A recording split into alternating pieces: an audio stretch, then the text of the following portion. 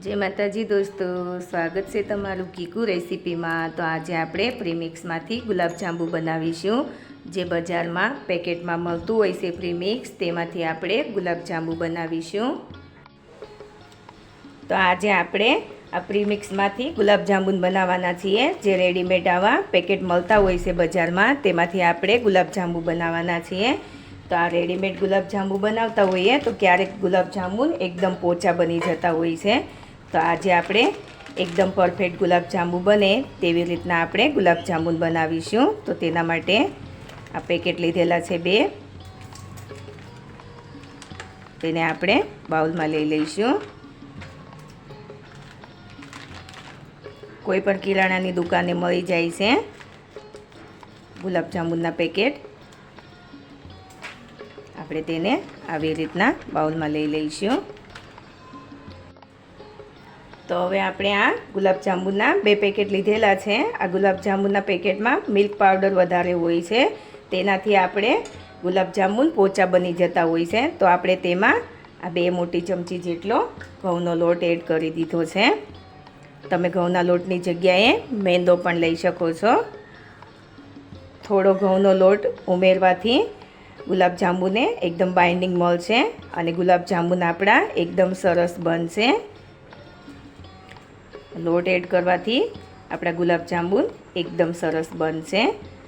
जे गुलाबजांबू बनीने पछी चासनी पीवे त्यारे ते तूटी जता होय छे, तो आपणा गुलाबजांबू एवा नहीं बने। आ लोट एड करवाथी एकदम सरस गुलाबजांबू बने छे। वधारे लोट नहीं एड करवानो, 1 થી 2 चमची जेटलो ज आपणे लोट एड कर्यो छे। तेने बराबर मिक्स करी लीधुं छे। हवे आपणे आ दूध लीधेलुं छे, આપણે થોડું થોડું કરીને દૂધ ઉમેરવાનું છે। એકસાથે દૂધ નથી ઉમેરવાનું, થોડું થોડું કરીને દૂધ ઉમેરતા જઈશું અને આને એકદમ મસળવાનું નથી, હળવા હાથે આવી રીતના મિક્સ કરી લેવાનું છે।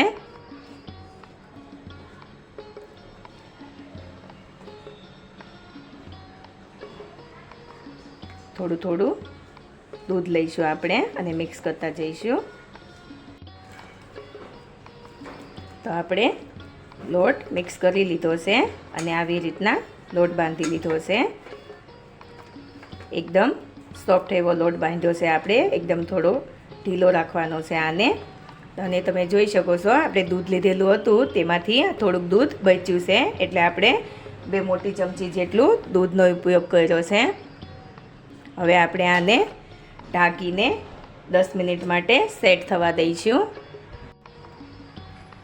तो हवे आपणे लोट सेट थाय छे त्यां सुधीमां आपणे चासनी बनावी लईशुं। तेना माटे मैं आ 1 कप जेटली खांड लीधेली छे। 1 कप खांड लीधी छे, तो तेमां आपणे 2 कप जेटलुं पाणी एड करीशुं।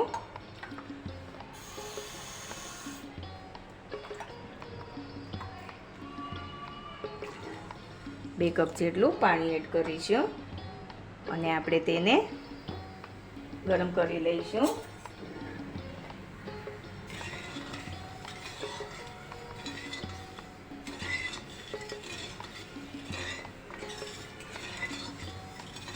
આવી રીતના હલાવીશું એટલે આપણી ખાંડ બધી ઓગળી જશે। તો આપણી ખાંડ ઓગળી ગઈ છે અને આપણી ચાસણી પણ તૈયાર થવા આવી છે। આપણે કોઈ તાર નથી બનાવવાનો, આપણે થોડી ખાંડની થોડીક ચીકાશ પડતી ચાસણી થાય તેવી આપણે ચાસણી બનાવવાની છે। તો આપણી ચાસણી હવે તૈયાર થઈ ગઈ છે। આપણે તેમાં એલચીનો ભૂકો લીધેલો છે તે એડ કરી દઈશું અને બરાબર મિક્સ કરી લઈશું। 4 થી 5 મિનિટમાં આપણી ચાસણી તૈયાર થઈ જાય છે। तो हवे आपणी चासनी तैयार थई गई है। आपणे हवे गैसनी फ्लेम बंद करी दईशुं। तो आपणी चासनी थई गई है। हवे आपणे आ लोटने जोई लईए। तो आपणो लोट सेट थई गयो छे। तो हवे आपणे तेना उपर थोड़ुं घी लगावी दईशुं अने बराबर मसळी लईशुं लोटने। આવી રીતના લોટને મસળી લેવાનો છે।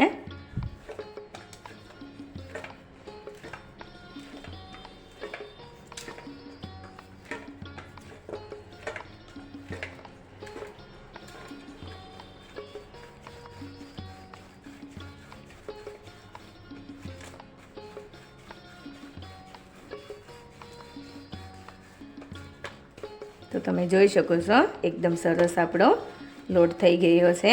હવે આપણે આમાંથી ગુલાબજાંબુ બનાવીશું. આવી રીતના જેટલી સાઈઝના તમારે રાખવા હોય ગુલાબજાંબુ તેટલી સાઈઝનો લોવો લઈને આવી રીતના ગુલાબજાંબુ બનાવવાના છે. અને ગુલાબજાંબુમાં એકય તિરાડ ન હોવી જોઈએ, આવી રીતના એકદમ ગોળ હોવા જોઈએ.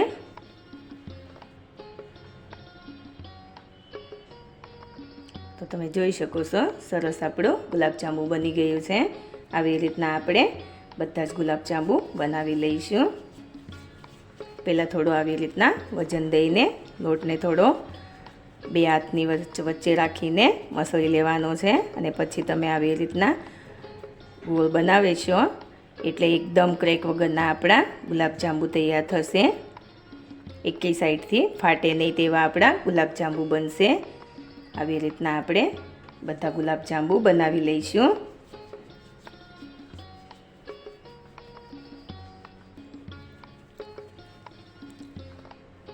જોઈ શકો છો તમે સરસ આપણા ગુલાબજાંબુ બની રહ્યા છે.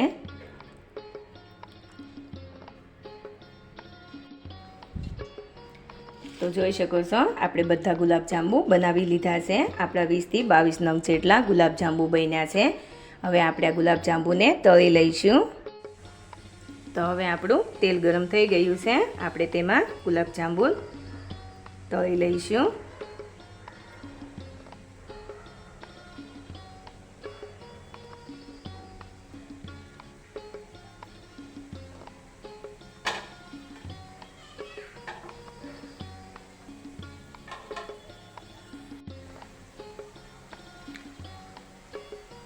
તો તમે જોઈ શકો છો આપણા ગુલાબજાંબુ તેની જાતે જ ઉપર આવી ગયા છે. તેની જાતે ઉપર આવે નહીં ત્યાં સુધી આપણે તેને બિલકુલ હલાવવાના નથી. ઉપર આવી જાય પછી જ આવી રીતના હલાવવાના છે. પછી આવી રીતના આપણે તેને થોડા થોડા ફેરવતા જઈશું અને બધી બાજુ તળી લઈશું.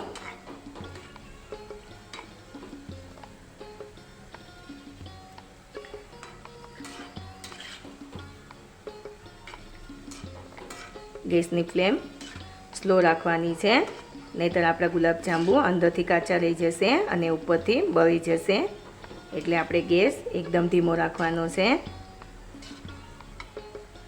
આવી રીતના ફેરવતા જવાનું છે તેને અને ગુલાબજાંબુને તળી લેવાના છે.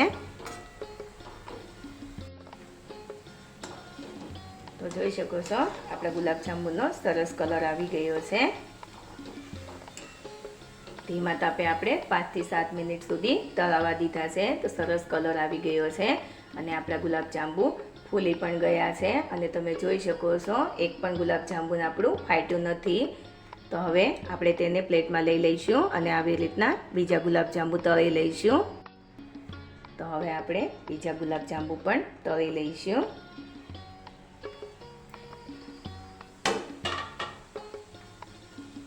ગેસની ફ્લેમ એકદમ સ્લો રાખવાની છે.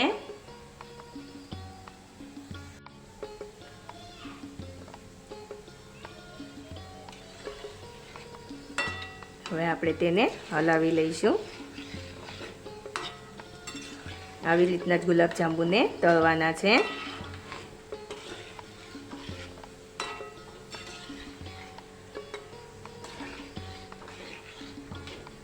આને પણ આવી રીતના ધીમા તાપે આપણે ફેરવતા લઈશું આમ અને ગુલાબજાંબુને તળવાના છે. એટલે આપણા ગુલાબજાંબુ બધી બાજુથી એક સરખો કલર આવે.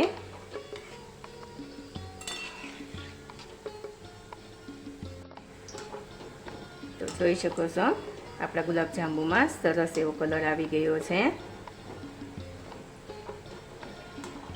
તળાઈ ગયા છે. હવે આપણે તેને પ્લેટમાં લઈ લઈશું. તો હવે આપણે જે ચાસણી બનાવીને રાખી હતી તેને આપણે થોડી ગરમ કરી લીધી છે અને તેમાં આપણે આ ગુલાબજાંબુ લઈ લઈશું.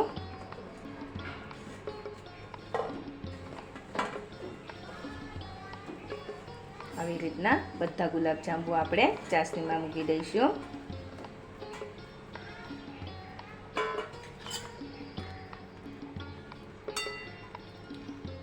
આપણે આ ગુલાબજાંબુને આવી રીતના ચાસણીમાં ડુબાડીને રાખવાના છે. 1 થી 2 કલાક માટે આવી રીતના રાખશું એટલે આપણા ગુલાબજાંબુ બધી ચાસણી પી જશે અને તે એકદમ સરસ થઈ જશે. તમે ફ્રીજમાં પણ રાખી શકો છો. તો હવે આપણે તેને ઠંડા થવા દઈશું. તો તૈયાર છે આપણા પ્રીમિક્સમાંથી ખૂબ જ ઝડપથી બની જાય તેવા ગુલાબજાંબુ. જે બહાર બજારમાં જે ગુલાબજાંબુના પેકેટ મળતા હોય છે તેમાંથી આપણે ગુલાબજાંબુ બનાવ્યા છે. તો તમે જોઈ શકો છો કેટલા સરસ ગુલાબજાંબુ બન્યા છે. તમે જોઈ શકો છો એકદમ સરસ આપણા ગુલાબજાંબુ બન્યા છે. તમને તોડીને પણ બતાવું છું.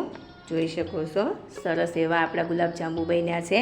એકદમ કડક પણ નથી અને એકદમ ઢીલા પણ બન્યા નથી આપણા ગુલાબજાંબુ.